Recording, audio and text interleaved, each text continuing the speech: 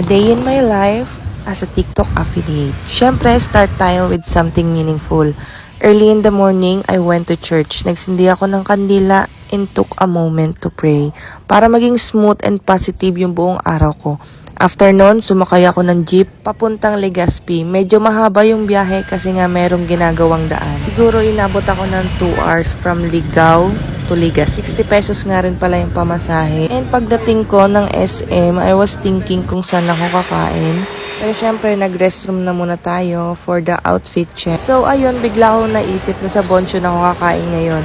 Of course, I ordered my all-time favorite honey glazed chicken and chopshay. Sobrang comfort food ko talaga to. Plus, perfect pang balance ng sweet and savory craving ko. After nyan, dumaan ako sa Avocadoria. Hindi talaga pwedeng hindi ko to kainin pag pumupunta ko dito sa Legazpi. Then, bago ako umuwi, dumaan muna ako sa Miniso dahil magkikita kami ngayon ng aking best friend sa Ginubatan. Magko-coffee date kami and magsisima na rin. Siyempre, in-order ko pa rin tong favorite kong creme brulee na coffee. Talagang chikahan galore kami. After coffee time, we decided to drop by Ginubatan Church. Ito na video ha. Ito na nga, pauwi na ako. And the best part, pagbukas ko ng pinto, sinalubong ako ng mga alaga kong pusa. Nakakawala ng pagod when you